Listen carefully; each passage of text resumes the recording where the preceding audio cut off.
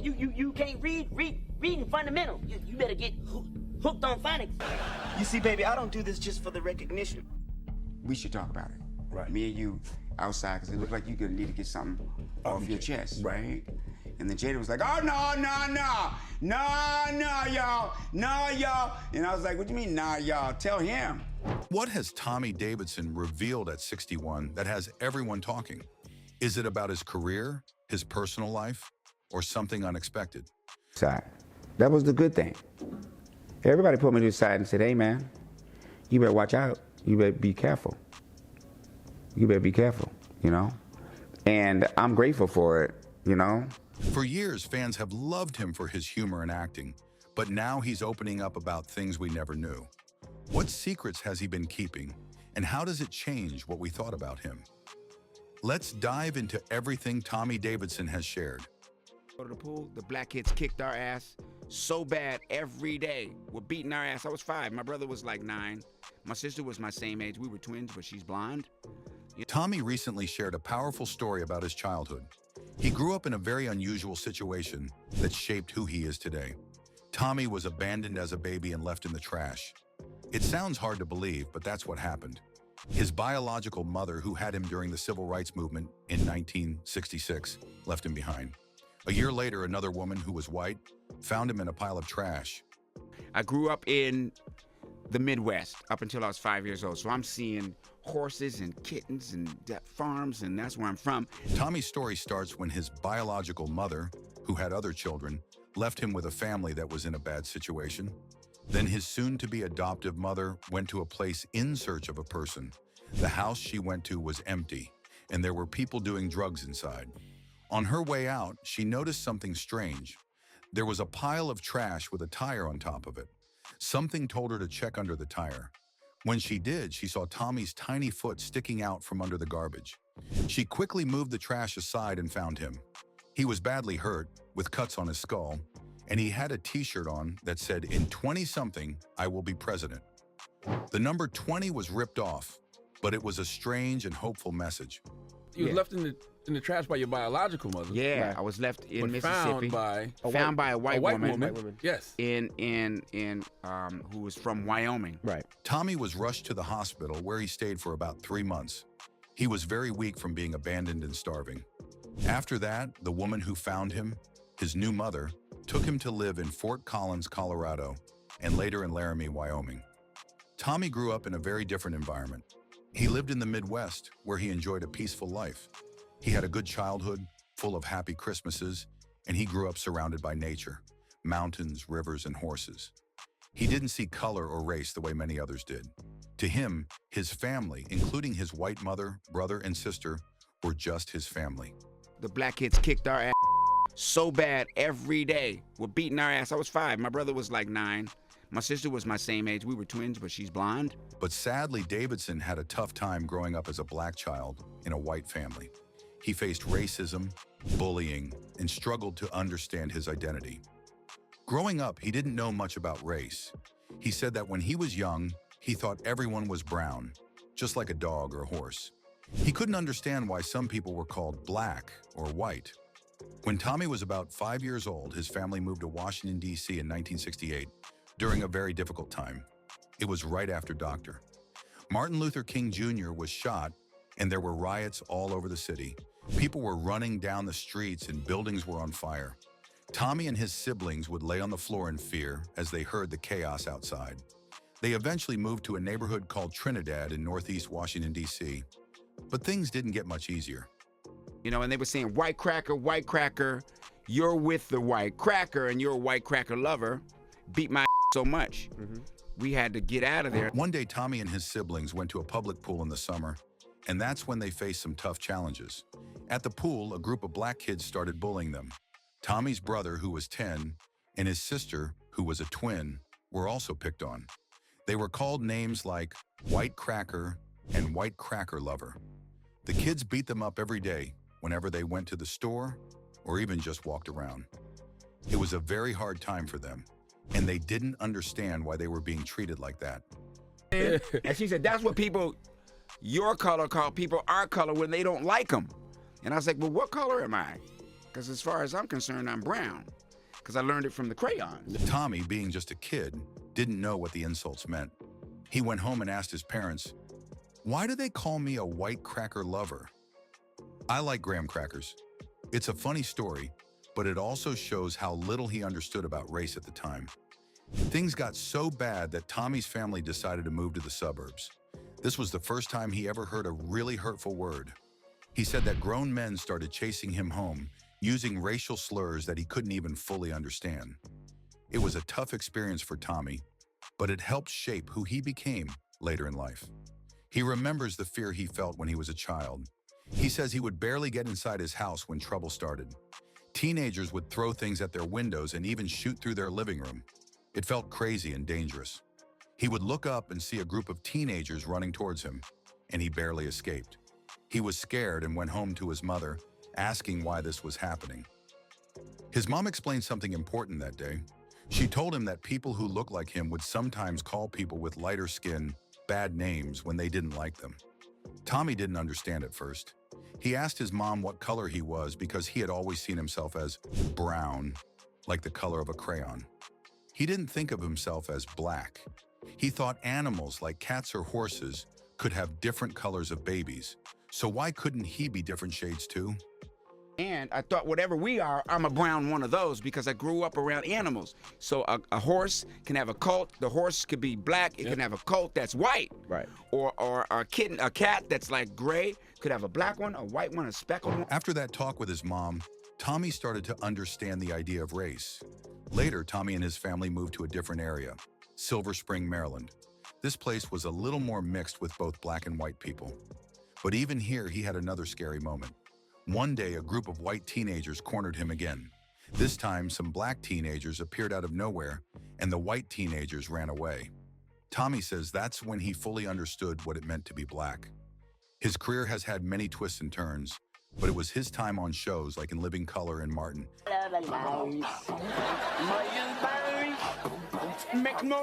that really made him stand out. You see, baby, I don't do this just for the recognition. Davidson shared about how he got some of his most famous roles, sharing insights about his journey in Hollywood. Tommy started out in stand-up comedy, and for a while he didn't even care about being on TV. He was focused on his comedy, but that all changed when he was called for an audition. Before that, he had been in the running for big roles. For example, he was one of the final choices to play Dwayne Wayne on A Different World, a role that ultimately went to Kadeem Hardison. That was a big moment in his career, but it didn't lead to the success he hoped for.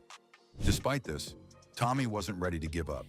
He had signed a deal with CBS, and he even worked on a pilot that never aired. But things didn't go as planned, and he was left feeling discouraged. His manager, however, pushed him to go back to comedy clubs. "You're the best comic, something else will come," his manager told him. And that's when the opportunity for In Living Color came along. Yeah, you can't reading fundamentals. You better get hooked on phonics. At first, Tommy wasn't interested in the show. He thought it wouldn't be a good fit for him, but his agent convinced him to audition anyway. The audition was tough. There were 30 comedians there, including big names like Martin Lawrence and John Leguizamo. But Tommy didn't let that stop him. He gave it his all, and it worked. He got the role, and In Living Color became one of his most important shows. On In Living Color, Tommy played many characters, but the one that stood out the most to him was the karate teacher sketch.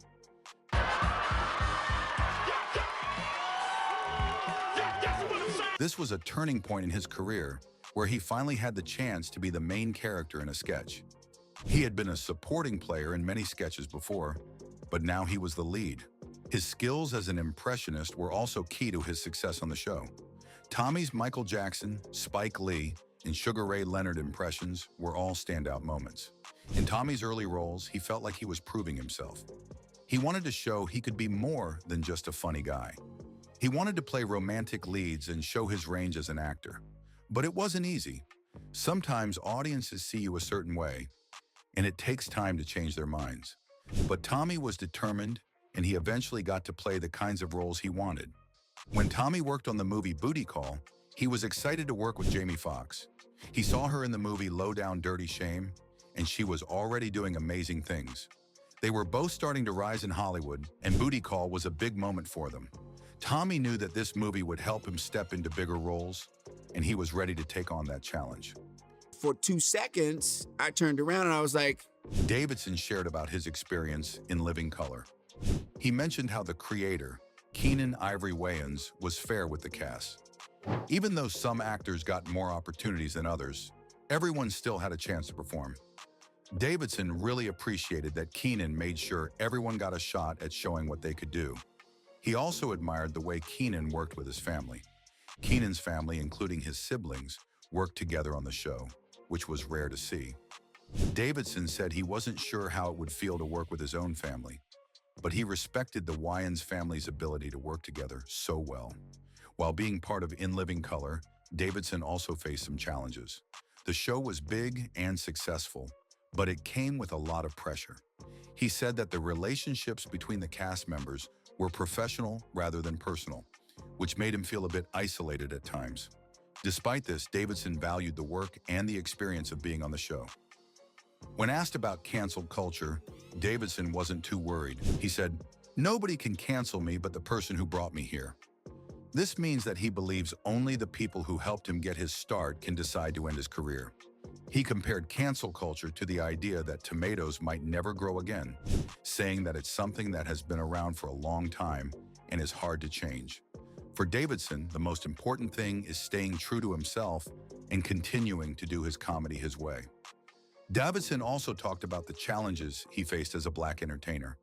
Even though he achieved success, his career was shaped by the obstacles that many black entertainers face, like racial bias and fewer opportunities in the industry. These challenges made it harder for him to get ahead. I don't make no excuses for nothing. It was just I had a problem, man, and it took me out. And if it wasn't for me having good people around me, I'd be where Elvis is, John Belushi is. At the peak of his career, he left the show.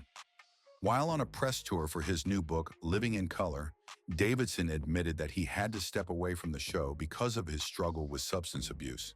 He said that it was a necessary decision, even though it was difficult and came at a crucial time in his career.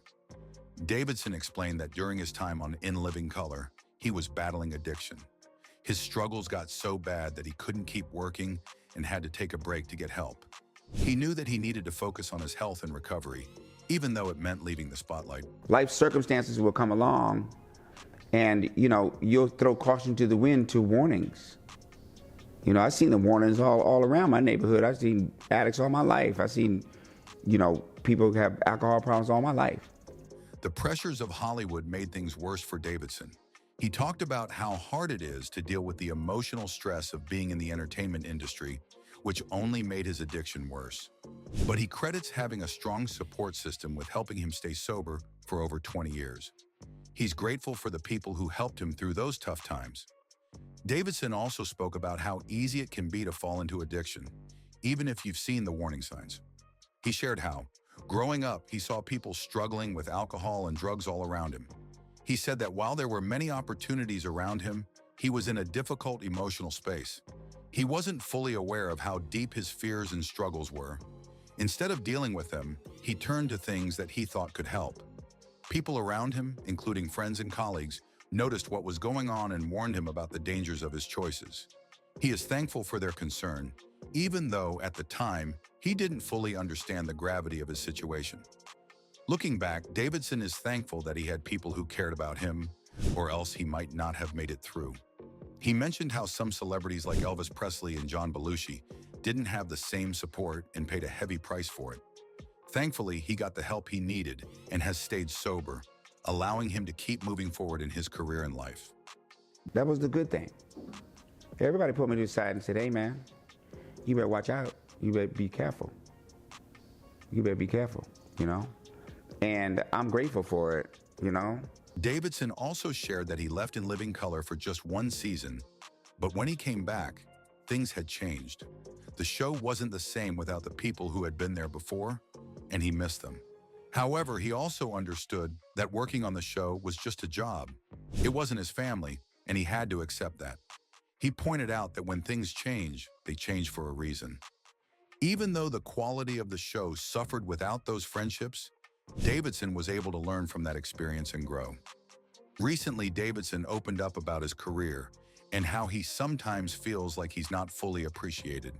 In an interview, he shared his thoughts on his journey in the entertainment world, his relationships with other comedians, and his experiences working on the hit show In Living Color. Never told me that. See, he came into the trailer and I was sitting down, right? He's standing over me like this. And he's like, I don't appreciate that, man. Did you know that Will Smith once had a big argument with another actor over Jada Pinkett Smith? It happened during the filming of the 1998 movie Woo. Tommy Davidson, who co-starred with Jada, shared the story in his memoir and in interviews. Here's what went down. During one scene, the producers had decided on the spot that Davidson and Jada would film a kissing scene. This caught him off guard because he hadn't rehearsed it with her. Davidson didn't feel ready, so he hesitated. The producers asked Jada if she was okay with the scene, and she said, "Go for it." Davidson leaned in for the kiss, but right away, he felt Jada pull back a little. It seemed like she wasn't very comfortable with the moment. However, things heated up after that. Will Smith, who was engaged to Jada at the time, wasn't happy about the kiss. Davidson wrote in his book that Will came to his trailer and confronted him. Tommy was caught off guard. He said Will stood over him saying, "I don't appreciate that," and he looked like he was ready to fight. Davidson said he felt his fight-or-flight instincts kick in because the situation was so intense. Tommy tried to stay calm, playing it off like it was no big deal. But Will wasn't having it. Things got really tense, and it almost turned physical.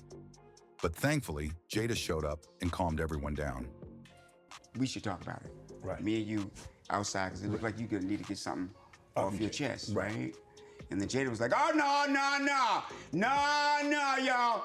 y'all. And I was like, "What do you mean, nah, y'all? Tell him." Years later, Davidson shared this story in his book. Before publishing it, he reached out to Will and Jada for their approval, and they gave it. Since then, Davidson said the Smiths have been kind and friendly toward him. Davidson even appeared on Jada's show, Red Table Talk, in 2019, and he described the couple as gracious and friendly ever since. Looking back, Davidson described the incident as a misunderstanding. The onset pressure and lack of communication made things worse. Thankfully, everyone moved on from it, and there are no hard feelings today. It's interesting to think about moments like these, especially now, knowing Will's later famous slap at the Oscars. It seems like Will has always been very protective of Jada, even years before they got married.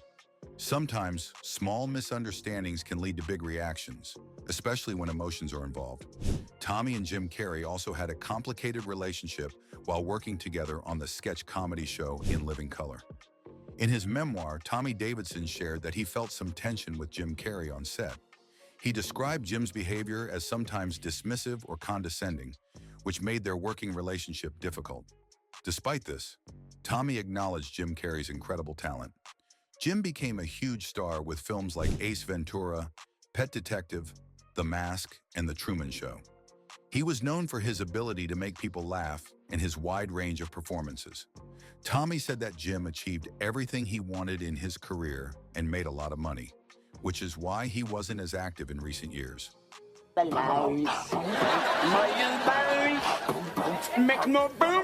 Tommy has always been open about his relationship with Jamie Foxx, especially when they worked together on the TV show In Living Color and the movie Booty Call. Over the years, he has spoken about the tension between them, saying that there were times when he felt jealous of Jamie's success and competitive nature. He even mentioned a moment during Booty Call when things almost got physical during a basketball scene. Despite working together, Davidson admitted that they were never really close friends. In a recent conversation, Davidson shared some surprising thoughts about working with Jamie Foxx.